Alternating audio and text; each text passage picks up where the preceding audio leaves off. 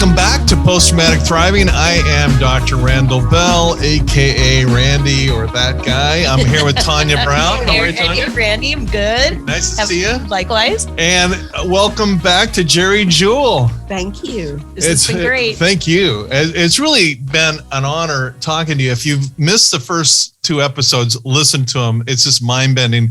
Geri is the author of this book, I'm Walking as Straight as I Can. And most of you will know Geri from ABC's Facts of Life, HBO Deadwood. She's been on anything and everything.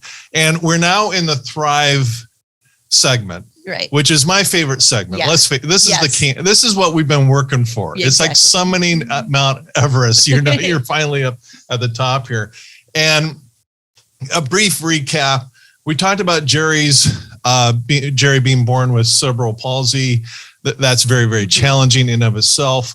Being in kind of a tough love family, if you will. Mm-hmm. Some really, frankly, I'm just sitting here, ugly stories of abuse, which is just so disturbing, ridiculously disturbing. And Geri, I don't know how you feel about this, but the people that are abusers have been through trauma, almost inevitably. Mm-hmm. Not that excuses what they've done, because it doesn't, but that's the cycle we're trying to break with this whole podcast, is to bring this ugly conversation and the great conversation to the table, and in the hopes that it kind of, tips the scales more up on the positive, down on the negative, by talking about it. And we are talking about some really heavy stuff. Yeah. So check that out on episodes 1 and 2. Mm-hmm. But I want to ask you, everybody knows you from Facts of Life, but before that there was Cheech and Chong, and then something about Burt Reynolds.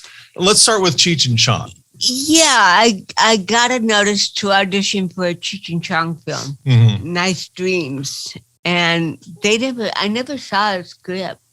There was no script. There was no script. That says a lot. Surprise! The script is 3 words: smoke a bong. There's your script.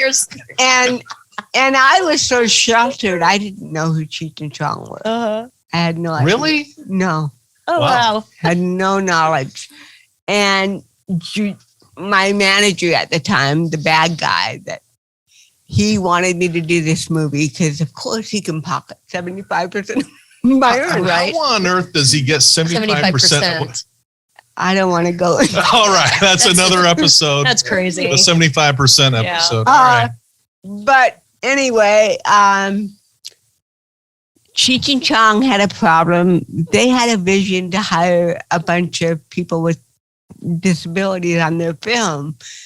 And so they interviewed a lot of actors with disabilities, which was heaven for us. It was work, Mm-hmm. Mm-hmm.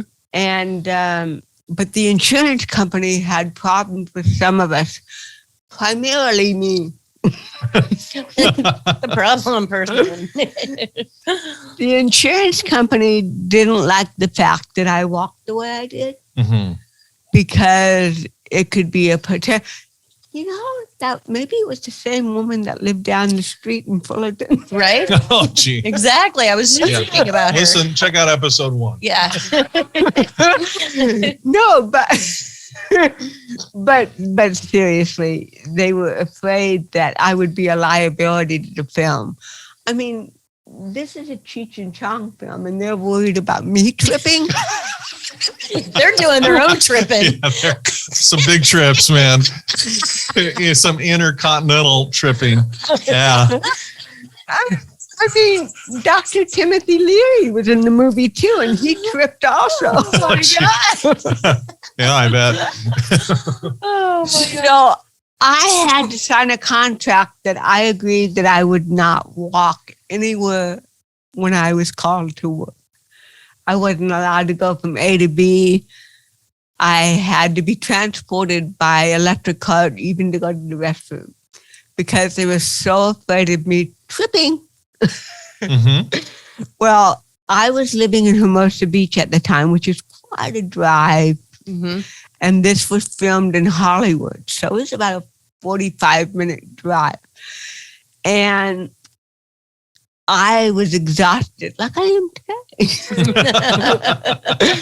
And I had performed the night before. I was so tired, and I had to get up at 3 to be there at 4 a.m. call in Hollywood. So I get there at probably 10 or 8 to 4, and I'm starting to climb up the hill from the parking lot. Production assistant, hey, Jewell, stop. In the name of love. Yeah, stop. You cannot walk anywhere. Oh, come on. I have a 4 a.m. call. Just let me get up there and punch my card in. Nope. No, we'll get in trouble. So he's calling everybody with an electric card. Hey, do you got an electric card for Jewell? No, darn it. So this truck comes around the corner and he hails him down. He said, hey, are you going up the hill, man? Yeah, man. Well, can you give Jewell a lift, man?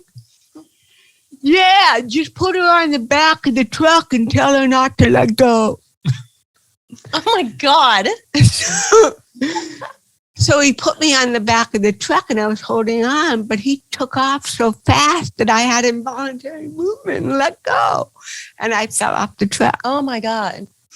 And I think I broke 2 fingers. My thumb was sprained. My wrist was, I don't know what it was, but the ER put a cast halfway up my arm so that, it would stay there. It was CP. You have to really overdo it.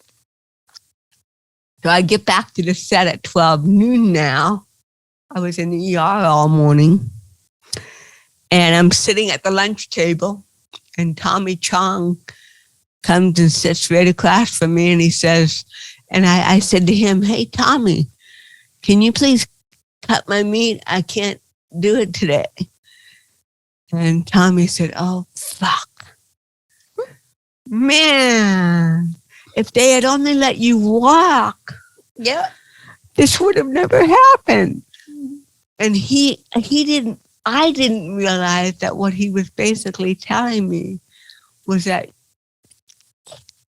you're out of the film. And I didn't take it that way. That's what happened. I wasn't asked to come back because they couldn't match the previous footage with my hand in a cast. So they had to cut all the previous scenes that I did. And I had some great scenes. I was in a padded cell.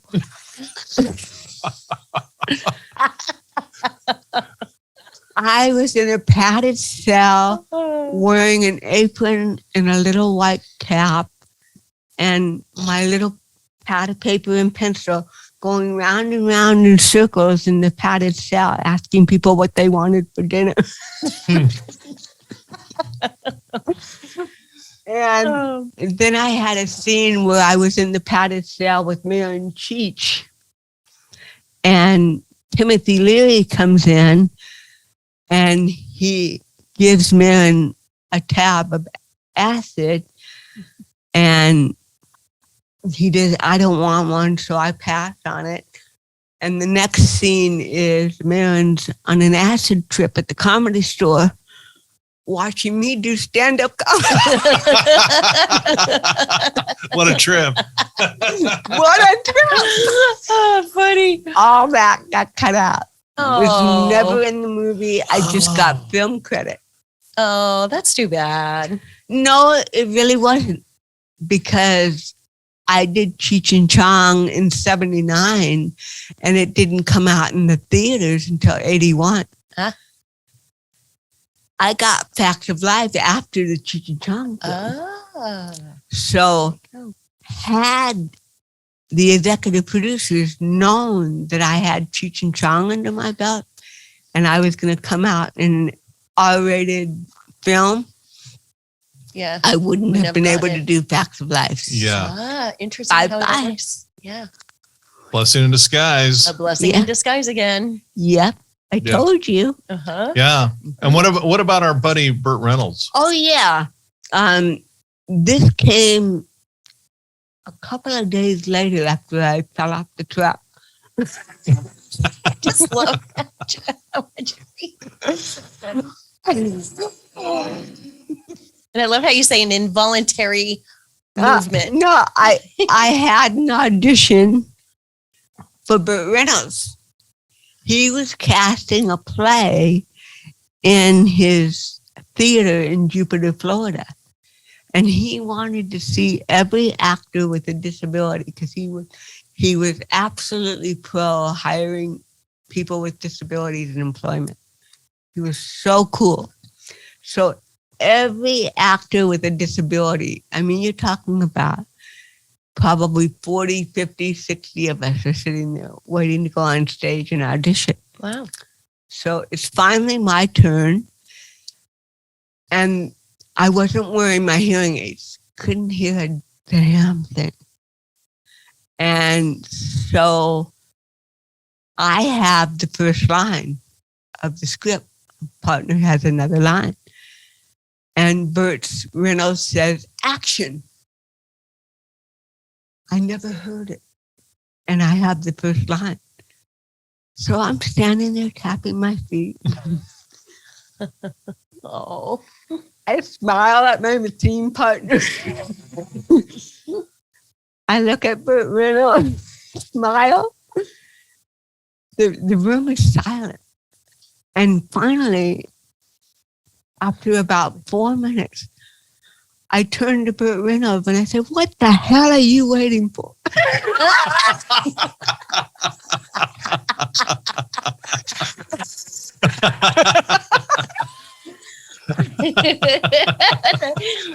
Waiting for it. Come on.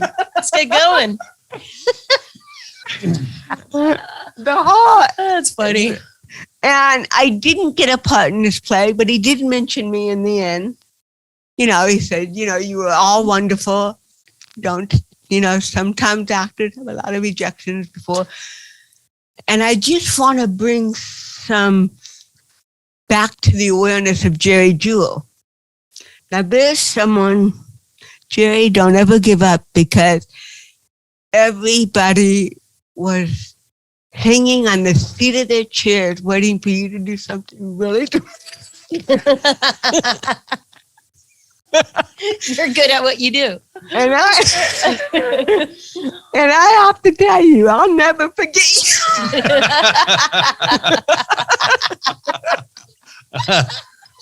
That's awesome. That is funny. Okay, so we got Cheech and Chong, we got Burt Reynolds, and Then Facts of Life. the Facts of Life. So Norman Lear saw you. The second annual Media Access Awards. Okay. And then cast me in Facts a couple months later, maybe 3 at the most. Tell us the moment when you found out. What happened? Well, of course, it's my manager who got 75% of my earnings.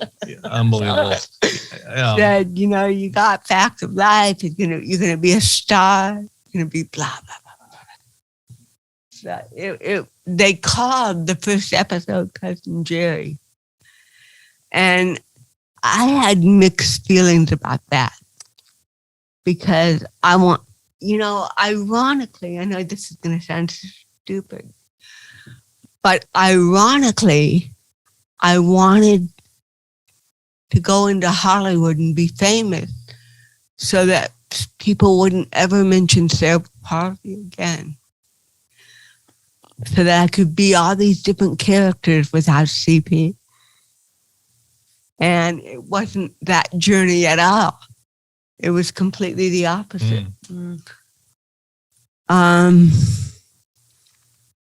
Where was I going with this? Well, you were talking about when you first found out, and the first episode was named Geri. Yeah, I wanted a name distance from me. I wanted to play a role. Mm-hmm. I want to be a stand-up comic. I'm a stand-up comic in real life. I want to be a role. Mm-hmm. But they were so in awe of me as a talent, as a person with what I did. They wanted to incorporate that. So it took me a while to appreciate the blessing of that. Yeah. Because I was young. So what I'm kind of hearing you say, Geri, is you wanted to be a TV star. You were a TV star, but you wanted it to have nothing to do with CP. Nothing to do with CP. And yet that's what made you, or I don't want to say that. That's wrong. No, you can say it. Well, no, but I'm saying the that's not career. what's made you a star. Your talent is what made you a star, but your disability was front and center. Well, I've been interviewed by a lot of talk shows over the years, and they always ask me, how I handle, cerebral palsy so well. Mm-hmm. And I said, well, I handle it because I have to. I said, if I had a choice and I could put cerebral palsy in my back pocket where nobody else could know I have it, you don't think I'd take advantage of that? Of course I would. Oh, yeah. I'd only let people see it when I'm in a disabled parking space. So you get front and center at Walmart. Right? Yeah. No, I'm kidding. Well, no, I'm not. Well, yeah, I mean, and just so, I mean, I always assume everybody knows this, but to be clear, you're the first person in the history of the world to land a network television show with a visible disability. With a visible disability. Yeah. I mean, there were actors upon actors upon actors who had invisible disabilities that we never knew of. Right. But someone like me right out in the open was brand new. And that's something interesting because there was some disappointment with Facts of Life in me, not me, but from the network and the producers, because they tried to get me an Emmy every single episode I did practically. And they could never get Emmy consideration, even though they spent a lot of money to put ads in the trade with my picture all over the place. And I believe that Norman Lear was right. You see, if they had made an episode of Facts of Life where it was very dramatic and people were crying, I would have got Emmy consideration. But because it was comedy, they didn't know what to do with it. It was like, yeah, but... So I was way before my time, but it was an amazing thing to have happened. I wouldn't have traded it for the world. I remember when I was in Washington, D.C., and this was in the 80s, and I had left my hotel to go buy some bottled water somewhere, and these kids were following me. And I got scared because kids that followed me when I was a kid were making fun of me. And I thought, oh no, not this. So I picked up my pace. They picked up their pace. I started running. They started running. And I got to the light totally out of breath and it said, don't walk. So I had to stand there. And the one kid is breathing really hard. And he goes, why'd you run away from us? Aren't you cousin Geri from Facts of Life? Oh. And I said, yeah, we just want your autograph. We love you. Oh, man. And that blew me away. Little kids wanting my autograph. And then the next thing I was asked to do was Sesame Street. Oh. Did you ever see my episode of Sesame Street? I don't think so. Tanya. When I was on Facts of Life, I think I was like 4 when that went off the air. Well, that's perfect Sesame Street. Right? when I was on Facts of Life, I was asked to do Sesame Street. This was 1984.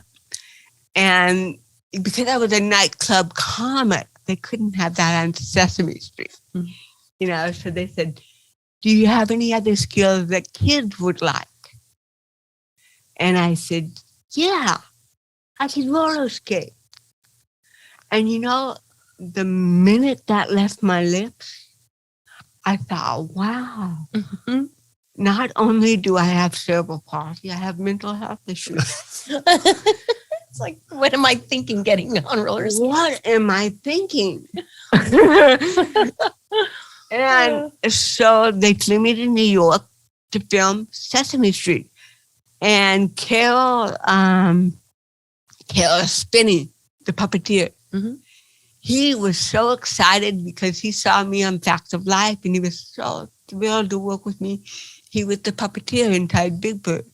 And he was excited that I said roller skate because that's what he had trained himself to do in the Big Bird costume. Oh. So he said, oh my God, Big Bird can skate with Geri. Oh, the kids are going to love this. Oh. Well, when I went to New York, we had a run through, but Pops forgot the skates. So I just walked to my marks on stage and said my line and walked with Burt as he skated. The day of filming was the next day, and they remembered the skates. And the PA said, go out, that's your cue. You know your mark, you're the blue mark on the, stop at the blue. Well, I came from behind those curtains going so fast. I mean, really fast. And the first thing I noticed was, wow, what a short stage. Oh my God. And I had forgotten that I never learned how to use those rubber tips as brakes properly. So I thought, and I'm going there. This was a matter of seconds thinking. It's like your whole life flashed in front of you. I knew that either I was going to hit these parents and their 4-year-old, which could be traumatic for them, or I'm going to hit the camera, which was going to be expensive, or I could hit Big Bird. In my mind, Big Bird was the safest because he was soft, had a lot of feathers. Well, I ended up hitting him so hard that his head fell off. Oh, gee.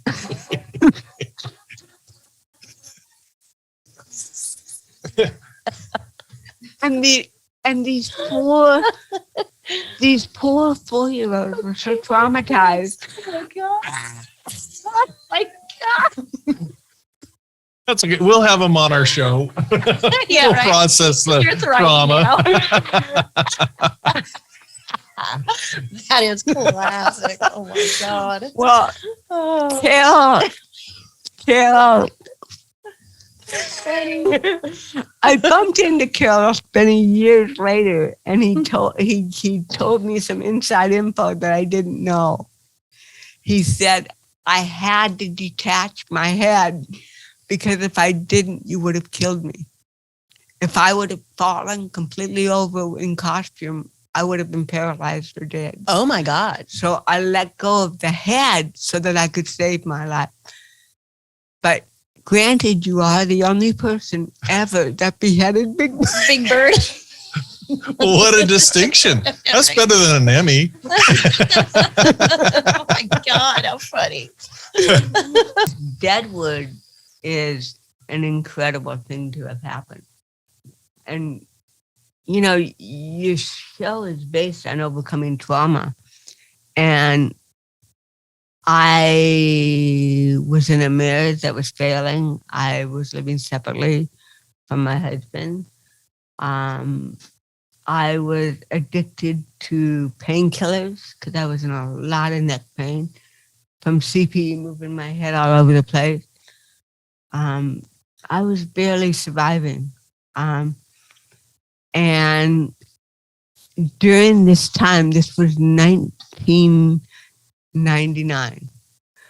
I had gone to Europe. I was working on a film and not in it, but contributing to the film. And even the producers, and I loved him. Oh my God. He knew that I was in trouble. He saw how skinny I was, and he knew that I was addicted to painkillers. And I honestly felt that I wasn't going to live much longer. But my last hurrah was to go to Europe. I had never been there, so I thought, okay, I'll go. And the irony of that is, even if it had been picked up in a film and they would have hired me full time, I couldn't have done it. I was too sick. And they knew that. So I was at death's door. And one night, I was so depressed, so sick, so weak. I called one of my high school teachers from special ed at Troy High School. I called Lane Moss, and I was crying. And I said, I can't do this anymore. I can't be a role model to millions of people. I can't even pay my rent. I can't even do marriage right. I can't do my life right. I can't. And he said to me, you know, someone who's known me since I was 15, he said, Geri, he said, first of all, you need to stop taking drugs. I said, I don't know how. I'm in too much pain. I can't. How will I live? I don't know, but you have to. You have to do it or you will die. Is that what you want? No. And I stood up and I was on so many drugs that night that I lost my balance and flipped over backward, ironically, over a pair of brand new roller skates that I bought in Europe. And I tripped over the box of skates, which was symbolic. Because the reason I bought the skates in the first place wasn't because I intended to skate anywhere. It was to put that visual in my head of when I used to be able to do anything that anybody said I couldn't. That's what it was about. And what did I do? I tripped over my own vision. Right. And I landed on my head and crushed my neck. My neck has 2 titanium plates, 6 titanium screws. I'm lucky to even still be walking. And so I thought my career ended then. I mean, my marriage was ending. I was living with my sister in Laguna Beach. I didn't have any money, nothing.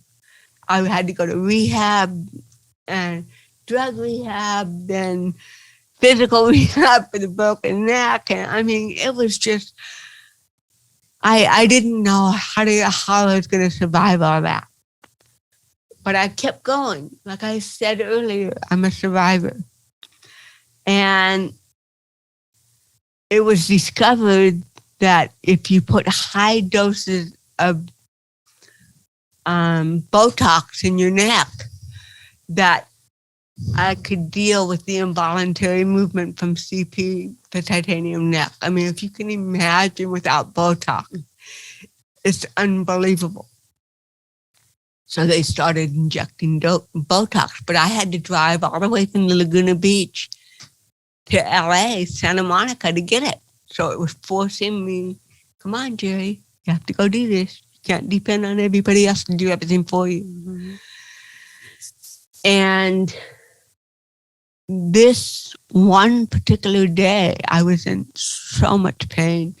My pain level was through the roof. I couldn't even move my arms and I couldn't button any jeans. So I went to the drugstore with pajama bottoms on because I could just pull them up.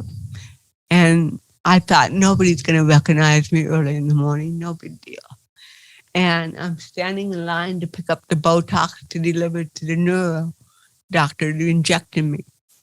And this man turned around. He said, oh my God, you're Geri Jewell.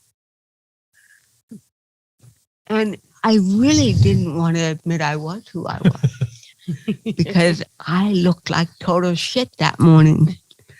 And I said, yeah. And he said, well, I'm a huge fan of yours. I love you. I've watched you over the years. And I said, well, thank you, sir. He said, what are you doing with your life now? I haven't seen you on TV. I said, well, I'm doing Botox now.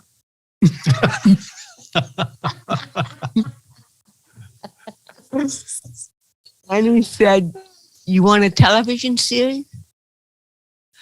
I said, look, I said, just because I'm in a pharmacy doesn't mean I'm on drugs. Don't you mess with my mind.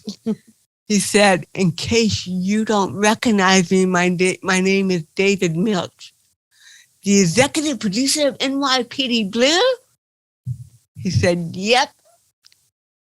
I said, well, Mr. Milch, I mean, I'm flattered that you like my work, but let's get real. I would make a real shitty cop.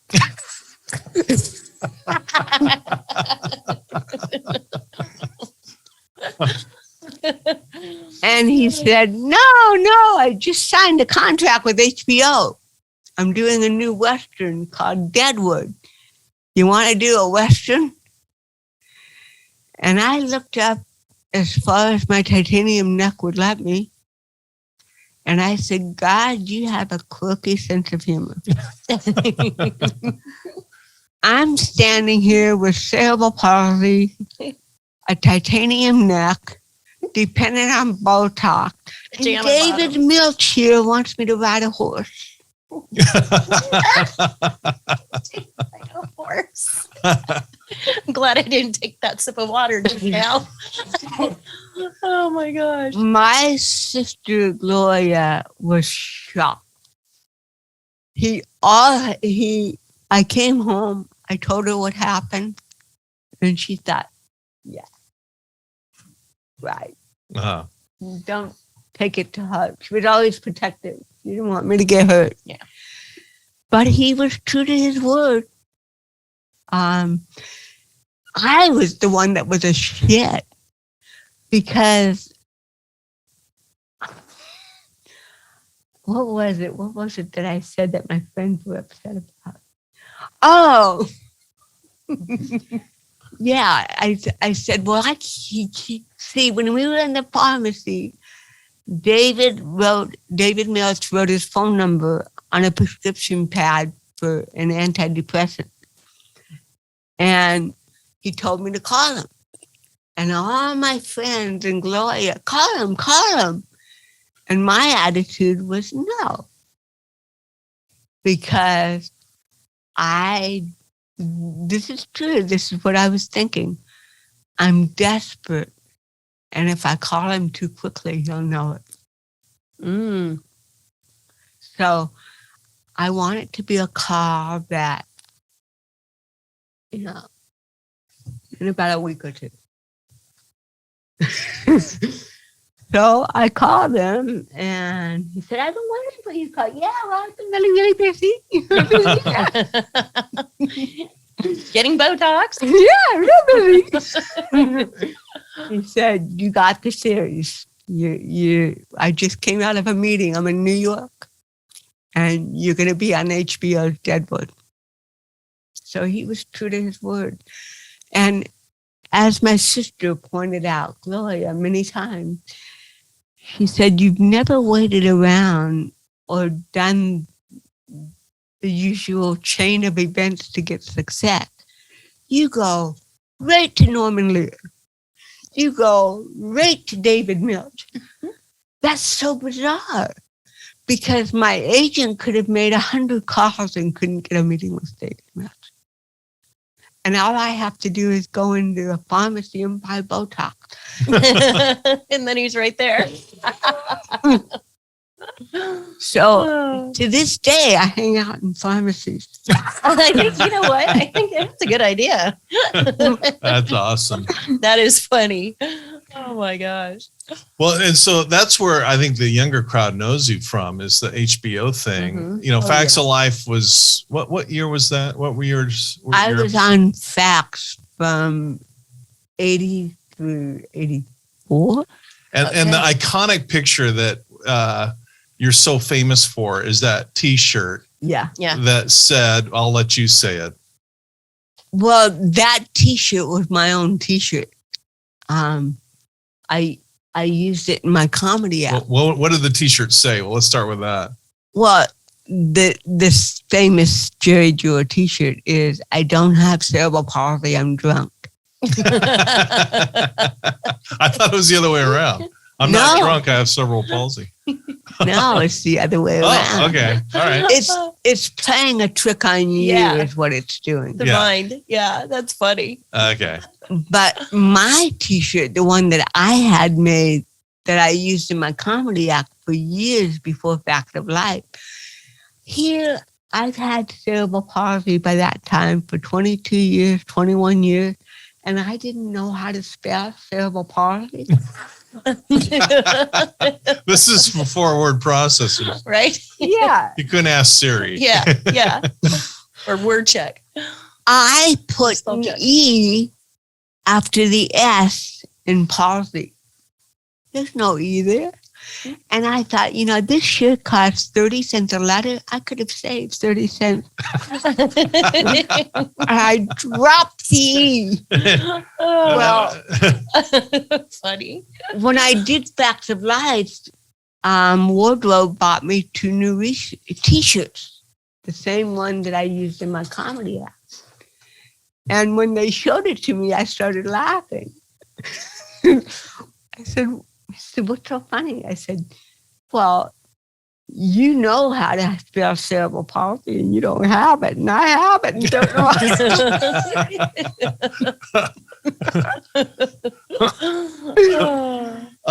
I just loved that show. A lot of good memories watching that show.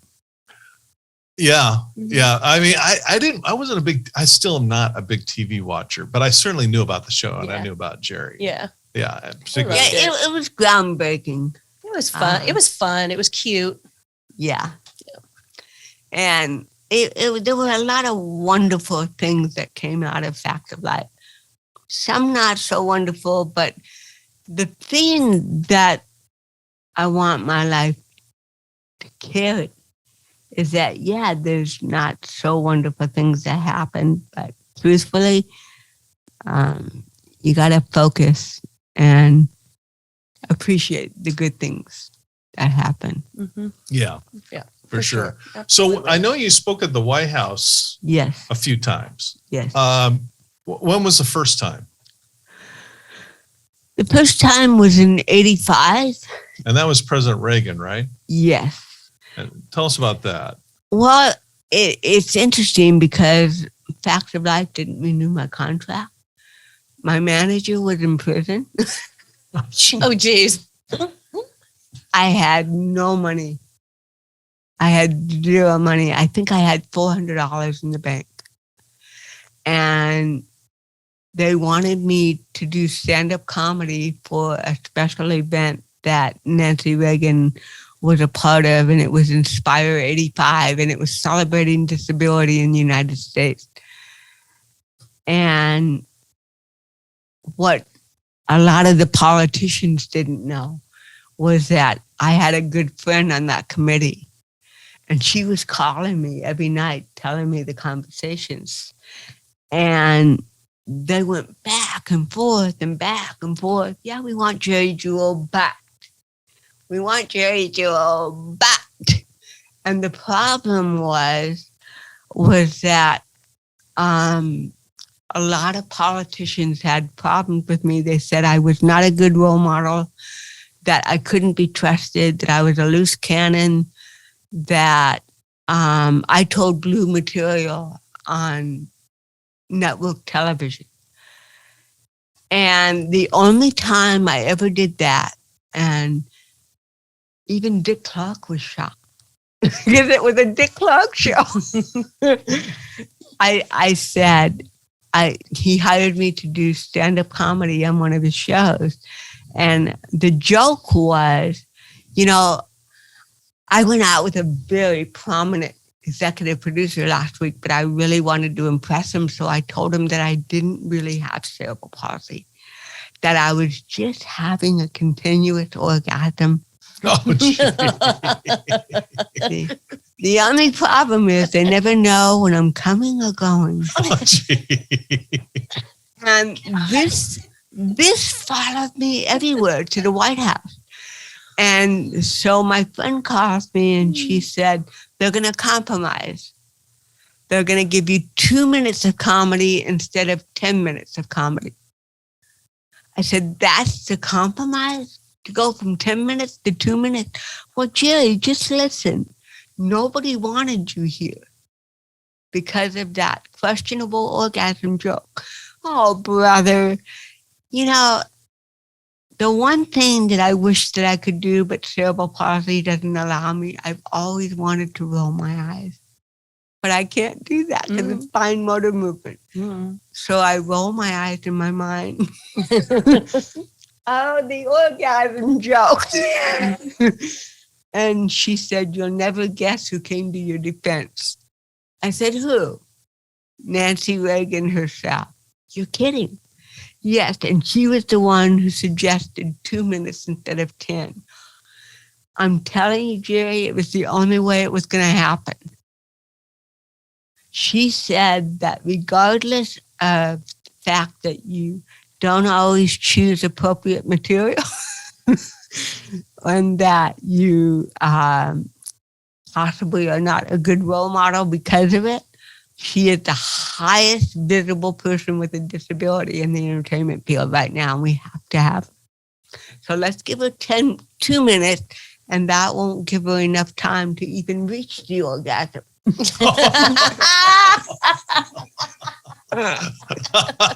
Okay. Well, that's politics and negotiation for you. Oh my God. Oh That's my funny. All right. So I want to get to the actual night at the White House. So tell us about the actual event at the White House. The first time. They fly you in the day before. Okay. And they fly you to production office, and then you have to pass a CIA inspection because they always do a background check. Okay. So if anybody that speaks at the White House, that's just common. So I get to production, and the executive producer said, okay, what jokes are you going to tell the White House tomorrow? I said, I'm not telling any jokes. And he said, is that supposed to be funny? I said, not particularly.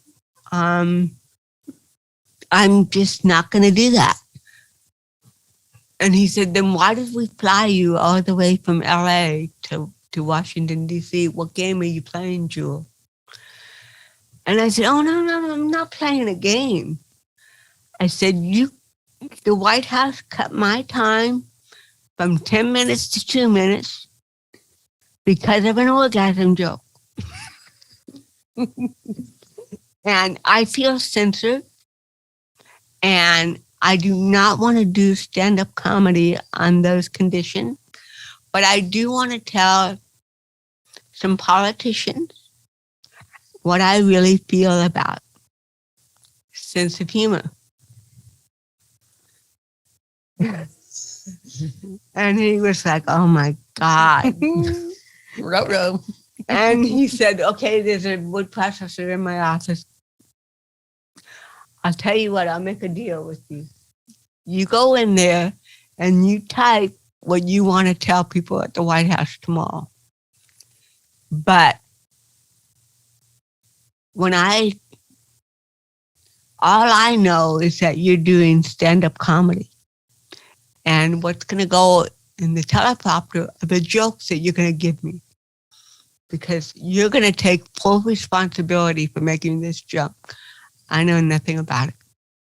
He actually gave me a gift. And if I don't like what you're going to say, if I think that you're going to harm yourself or harm, people's attitudes at the White House, I'm going to say no. You do stand up or we fly you home. Is that a fair deal? Yeah, it's fair. So I went and I typed my speech. I came out, I'm done.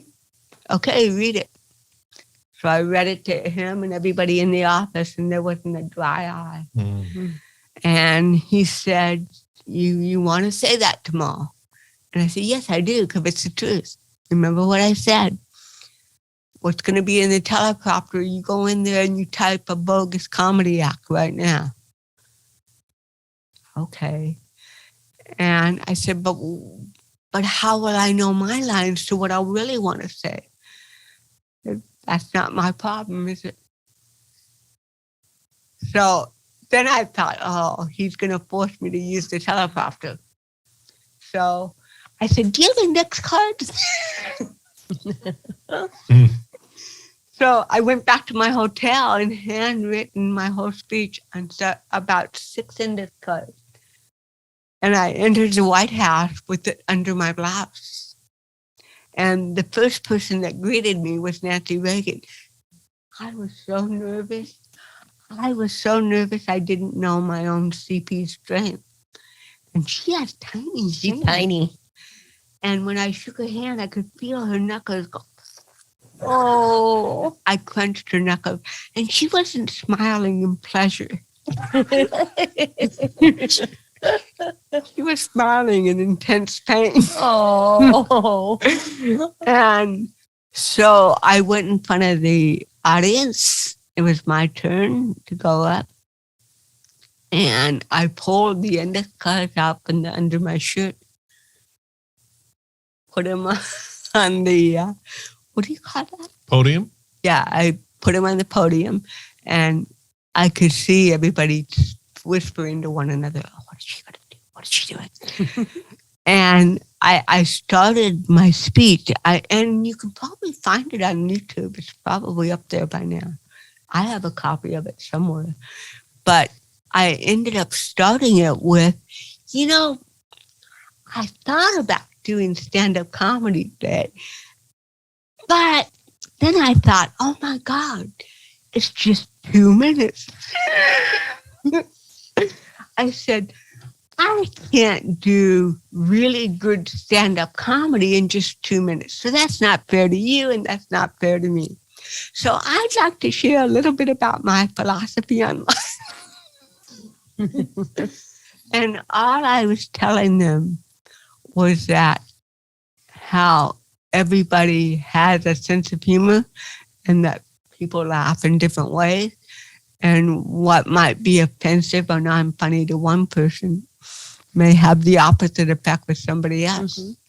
And I thank God I live in the United States where I have freedom of speech. I basically went in the back door and got him, Mm-hmm. But, and this is something that's interesting that came out of that. One of the Kennedys came up to me afterwards, wanted me to sign a release form. He said, oh my God, that was brilliant. And I said, well, thank you. Would you mind performing at the Kennedy Center next month? Shut up. Yes. Wow. And they were honoring Ted Kennedy Jr. And they wanted me to be the stand-up comedian that night. My God. I mean, Reagan was there. Everybody was there. Now, you're going to love this. I'm backstage. Secret Service is everywhere because Reagan's there. Mm-hmm. And every 10 minutes, and I'm not exaggerating, every 10 minutes, a Secret Service person would come up to me and say, Miss Jewell, you're not to say the orgasm joke. Again and again and again. Oh. And I was like, why can't they treat me like everybody else? Mm-hmm. Just tell me not to use the joke. I won't use it. You don't have to remind me every 10 minutes. It's the double standard of disability. I'm a child. Mm-hmm. We have to keep reminding her. Mm-hmm. I wasn't going to do it. I would have never done something that stupid. Yeah. So I opened my mouth to tell comedy. Nothing came out. I lost my voice. And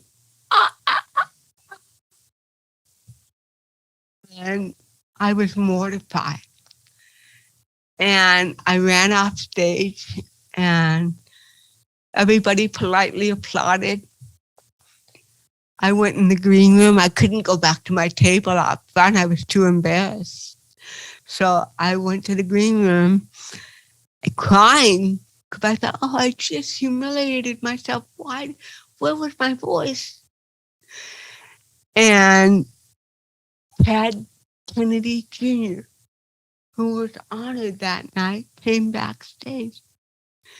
And he came into the green room and he sat down next to me and he said, "You know, Jewell, I've been aware of you for a long time. And I've never known you to be speechless."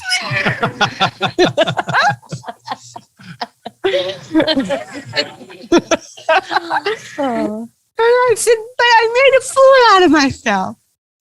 And he put his arm around me and he said, "Geri, don't worry about it. They don't know anything about you. They just think, oh, how cute."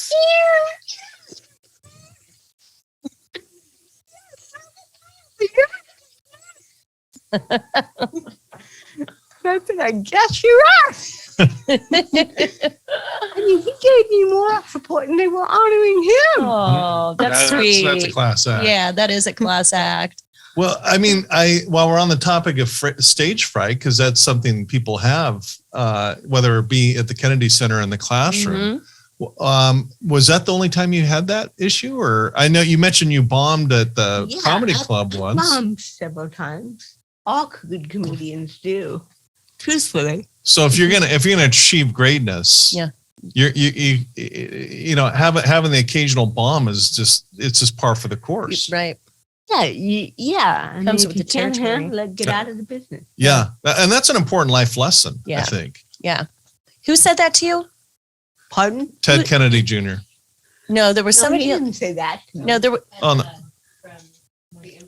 from the improv. Yeah. It was the one who said, if you can't handle it, get out of the business. Yeah. Oh, that's right. Yeah. So, well, going back to the White House, though, you must have made a good impression because Reagan and Nancy Reagan and Ronald Reagan invited you back. Yeah. And Ted Kennedy walked me to my table, Ted Kennedy Jr. Oh. You know, to get me out there safely to get over the embarrassment.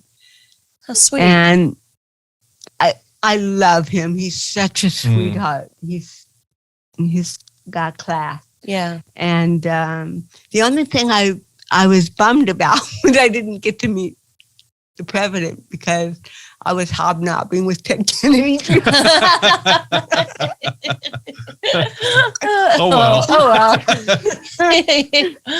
For hobnobbing with the Kennedy. That's a big one, too.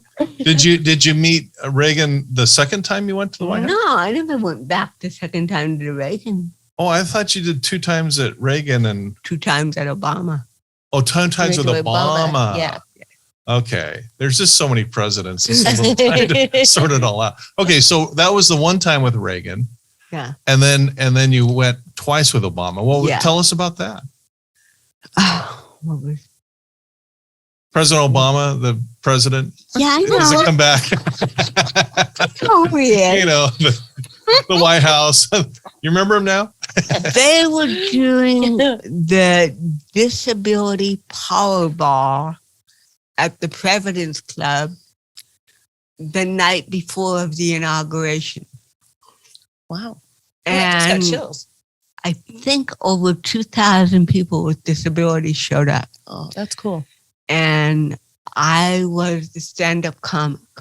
Mm-hmm. So I got to do that right before the inauguration. It was amazing. It was surreal. Mm-hmm.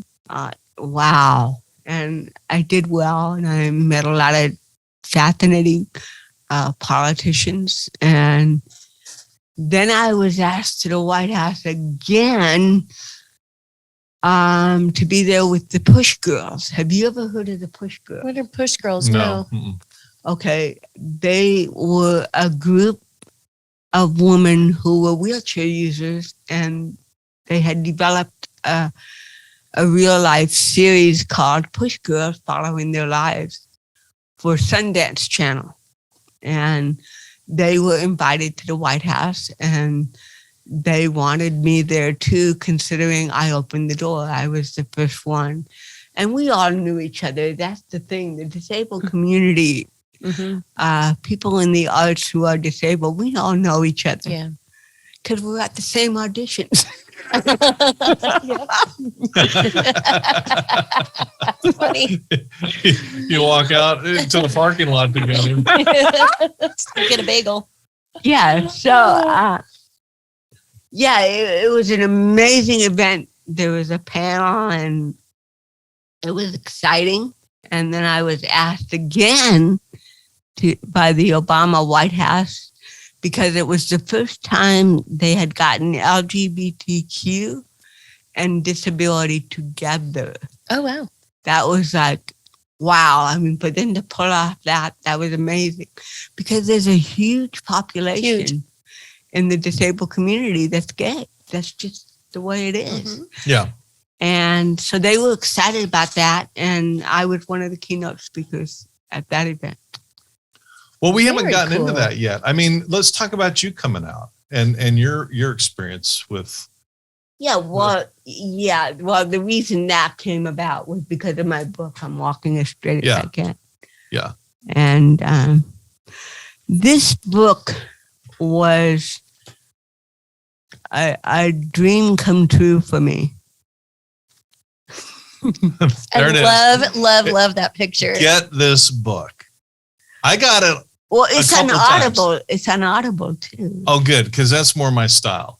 Okay. But I read it, a while ago, and as you can tell, my memory sucks. But It does. and I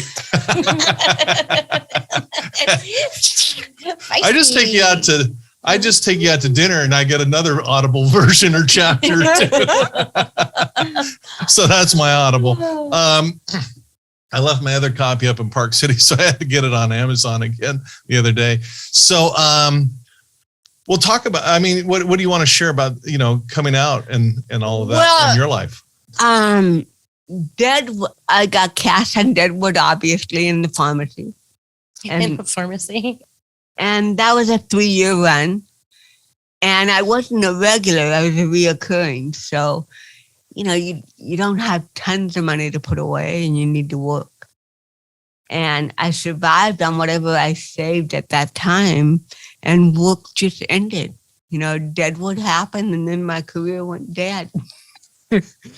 And I couldn't get work at all. So I lost the apartment because I couldn't afford to pay the rent. And I had to return my lease on my car because I had no money to keep it. So I had no car, and I had about $200 in the bank. And that very same week that all that happened, I got a contract for this book. The exact same week. I lost everything, but got a book contract. But it wasn't the 80s, there was no big money. I got paid probably $1,500 at the end of the writing, which was a year and a half. So I still had no money. And my little sister Gloria saved my ass again. She was having her house renovated in Laguna Beach. So she was living with her fiance at the time at his home. And she put all my things in storage except my computer and my desk, and bought me a twin bed and let me keep Norma Jean, my kitty. Aww. And we moved, Norma Jean and I moved into Gloria's empty house in Laguna. And I say empty, it was empty. The only thing that was in there was a Viking refrigerator. And in the morning at 6:30, the working crew would be there sawing and hammering. But you know what? She took every stress out of my life. I didn't have to worry about it. She bought me a used Mini Cooper. She gave me a credit card to buy food, and she let me live in her house rent-free. And so for 10 hours a day, I wrote that book religiously. I wanted to do it. That was my dream. And I did it. Because I felt at that time, not getting any work in Hollywood, what do I have to lose? I'm gonna write the truth about my life. I'm tired of projecting the fantasy. You know, it's been a very difficult life, but there's a lot of wonderful things too, and I want to make it balanced. I want people to relate. So Gloria gave me that gift to be able to finish that book. That's sweet. And one of the things you said, Geri, years ago, and I still remember it today, is here you are, easily the most well-known, famous disabled person on the planet, and you're having a hard time paying rent. And the point is that really hit me because, it makes me feel a lot of empathy for those disabled folks who don't have a sister named Gloria, and don't have the advantages. I mean, it's a pretty stark, sobering thought that here you are struggling. Imagine the struggles of millions across the planet. Where do they go? Yeah, and it's we're trying our best on this show to really share life skills to keep going and hopefully eventually thrive. Well, again, I had nothing. I had no employment. I had no money. Didn't have a place to live that I could call my own. My things were in storage. And yet, I was given this diamond, the gift of telling my story. Yeah. And that's a big gift. I mean, I am so blessed. I never feel sorry for myself. That's not an issue. Yeah, it's good. I don't know if this is appropriate or not, but it hasn't stopped you before. Yeah, I think we've crossed that line. No, it was in 86. Yeah, it was in 86. And I hadn't worked since 1984. And I did the White House and I still couldn't get a job. I had no money. And I flew to New York and had, I don't know what I was looking for, chasing some dream. And I was staying with some friends of mine in Long Island, and I was very depressed, so depressed. I bought a book called Jesus and Forgiveness, and it was in the middle of August, hot as hell. And I decide to take a train to New York City. I'm wearing shorts, a t-shirt. I have $20 in my shoe and a pocket full of quarters for Ms. Pac-Man. Miss Pac-Man. And my book called Jesus and Forgiveness, because inside that book was my friend's address so I could get home again. So I take the train to Times Square. Times Square. Sure. Yeah. And I get off, and I've been to New York a million times. I did comedy there for years. I thought I knew New York on the back of my hand. But I was so depressed. I wasn't paying attention to time. All I was doing was shoving quarters into Ms. Pac-Man. And then I realized, oh my God, it's getting late. I got to get back to Long Island. And this is where being hearing impaired can make you very vulnerable.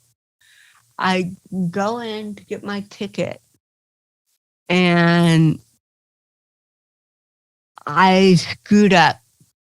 I couldn't figure out what train to get on. And I am hearing impaired, obviously. I wear hearing aids. It's not something you always know about me because it's kind of invisible, not like CP. But if I say I'm hearing impaired to someone, they don't slow down or speak up. They say the same thing the way they said it the first time.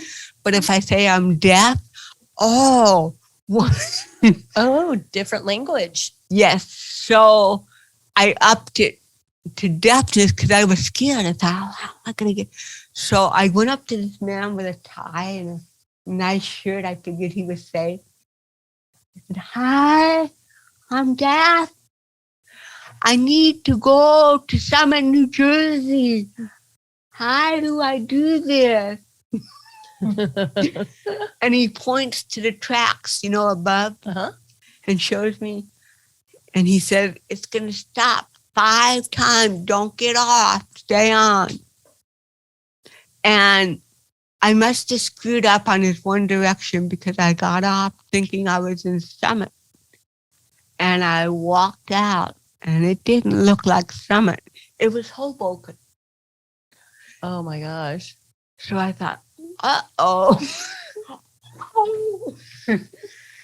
And the next train out of Hoboken to Summit wasn't until 2 hours later. Oh, So I was alone in Hoboken in a train station on a Saturday night, if you can imagine. Scary. Okay, wearing shorts, my driver's license and $20 in my shoe, and a pocket full of quarters. For Miss Pac-Man. Yeah. Yeah. Oh yeah, and my book, Jesus and Forgiveness, under my arm. And I get outside and I asked to get a cab to this address, and I open up my book. Can you take me there? And he starts laughing. He said, do you have $300? $300? Well, you want to go to Summit? Yeah, that's where I am. Hey, lady, you're in Hoboken. Hoboken? I said, well, how do I get to Summit? And he explained to me that there was another train leaving in a couple hours. So he showed me the train on the program. This is the train you want. And then he did the same thing with the other guy. It's going to stop, da-da-da-da. And it's getting late. Now it's like 11:30 at night. And I see this railroad worker walking around. I'm scared. I think, well, if I cling to him, nobody can hurt me. So I went up to him and I said, sir, I need to go to Summit. Can you please show me the train right now where it is so I can get on it before it moves? You want to get on it before it moves? I said, yeah. I said, I'm alone and I could get hurt out here. And if you lock me in a train, nobody can touch me. He said, oh, okay. So he shows me to the train. He opens the door. I thank him. I sit there and I'm pouring sweat. If it's 120 outside, it's 300 on the train. So I'm like, oh God, I have to do this because if I get off, I'm going to get killed or raped or whatever. And I'm sitting there thinking, how did I get in this situation? And then the door opens and it's him. And he comes back in. And I think he's going to tell me the train is going to start. People are going to start loading. No. He sat down next to me on my seat and put his hands in my underwear, going back and forth. And I thought, here I am again. Why does this always happen to me? And I turned away from him because it was too ugly and painful to watch. And I knew not to scream because I figured that if I screamed, he could kill me. So I watched him through the reflection of his doing it in the window.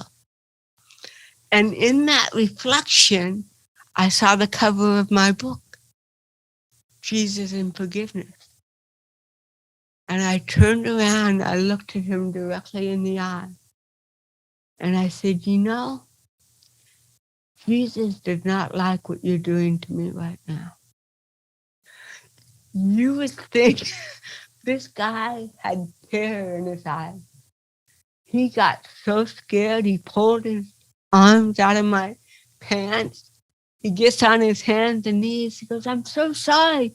I'm so sorry. Please forgive me. I didn't mean it. Please don't tell anybody. I'm so sorry. Will you forgive me? And I said, Jesus already has forgiven you. Mm-hmm. I don't have to. Wow. Wow. Wow. Man. And Thank God for that book.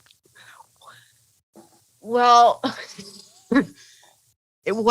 what ended up happening was the train eventually started, and I must have gone through 6 cars because I wanted to be right up front with the driver of the train. I was terrified at that point. Understandable. And then I upped the deafness even more. I'm deaf. Trying to get out the stomach. And they were so kind. I didn't tell on that guy again. My lips were sealed. And I got to Summit at a train station. No people except one person that was scaring the hell out of me. And I kept calling the cab service. Nobody would come because I still had $20 in my pocket, in my shoe, I mean. And so I called the police department. And I said, I'm at the Summit train station. I need you to come and get me. We're not a cab service, ma'am. I said, yeah, I know. I said, I've called your cab service many times. I have cerebral palsy, and I'm a woman, and I'm alone, and cerebral palsy looks like I'm on drugs, and there's a guy in here that's looking for drugs. So if you don't get here real soon, you're going to have another problem on your hands. Mm-hmm. And they sent 2 squad cars, one for me and one for him. There you go. There you go. And they drove me home. Wow. But Okay. again, I didn't panic. That's the thing. I don't panic. Yeah, you don't. It's like, okay, what do I have to do now? Mm-hmm. You know, it's survival skill. Like I That's what I was said. going to say. Mm-hmm. Mm-hmm. You've had to survive before you were even born. You had to survive. Yeah. Yeah. Let me just ask a question, because I mean, we're here to talk about you and your story, Geri, but you know, Tanya obviously has been through some trauma with Absolutely. involving domestic violence. Mhm. You've shared some really dark experiences with sexual abuse, which you know, my head wants to explode. Mm-hmm. And what's happened? I guess I'm asking the question, with today's knowledge, would, you know, I think I know your answer, Tanya. You know, you wish there had been an open conversation a lot earlier, that this stuff had been talked about in an open way. I never want to ever come across as being judgmental of those who have been through abuse. But what advice would you give to young women today who are facing these frightening individuals who are abusive? Would you call the police and report them today? Or how would you handle it today? Or what advice would you give to those who are facing this kind of horrible treatment? God, that's such a hard question. Each one is unique. Mm-hmm. What we might feel is correct for this person might not be correct for Right. this person. But to follow your truth, and if your truth says to hold it in for a while, hold it in for a while. Go with your gut is what I say. Yeah.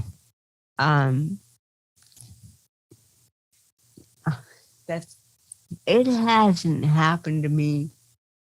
I mean, I'm 65 now, and I think I'm out of the clear of any kind of. What I mean by that is I haven't been in any abusive situations. Well, Yeah. Yeah. I get what you're saying. I guess what I'm saying from kind of a clinical point of view, when abuse is happening, there's fight, flight, or freeze. Those are really your three options. Yep. You fight either then or later. You freeze, or you run. Mm-hmm. And with your disability, you really that kind of eliminates one of them. The plain forget. Yeah. Forget it. But you got to take, you got to do whatever it takes to survive. Mm-hmm. I guess what I'm saying, there's no real right reason or right answer to that question. It's a very difficult question. Yeah. But I think we can all agree that hopefully society is getting to the point with the Me Too movement and other things that it is getting safer and safer to speak up at the appropriate time. Absolutely. Absolutely. I mean, my ex-boyfriend's son assaulted me. I had to call San Clemente police like 4 times. So I did the flight, the freeze, and what's the other one? Fight, flight, and freeze. Yeah. I mean, I did it all within probably every day within like 10 minutes at a time. I guess what I just want to say to the listeners when these ugly situations, I mean, it's just, fortunately I was taught by parents that said, to respect women, respect everyone basically. But there are individuals that don't have that philosophy. Yeah. But I take advantage of the fact society is getting better and people are being held accountable. Right. And always, go for that, but always obviously do what will preserve your life. Exactly. Yeah. So. Yeah.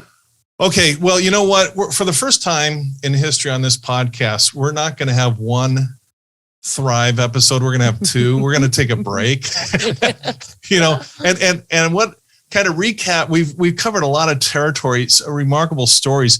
And the thing is, we're not done. There's so many other experiences you've had, Geri, that are just so phenomenal. We haven't even gotten to, and they're really essential that we document.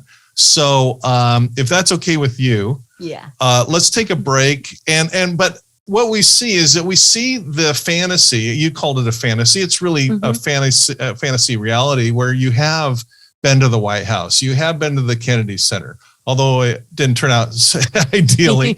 You have been on major TV, and we haven't even talked about what it's like to be on the set. And that sounds pretty exciting.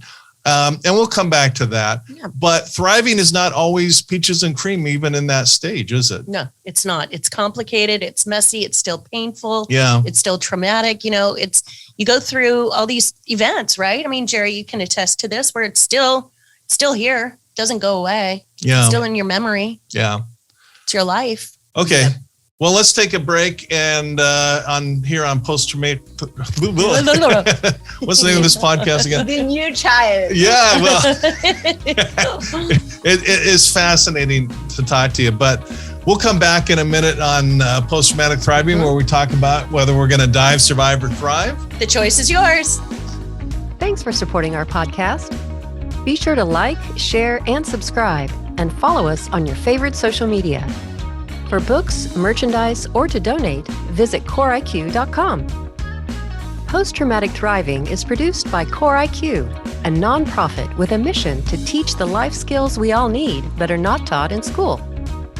CoreIQ and the Post-Traumatic Thriving podcast are for informational purposes only and do not provide medical or mental health advice. Always consult with your licensed medical and mental health care providers.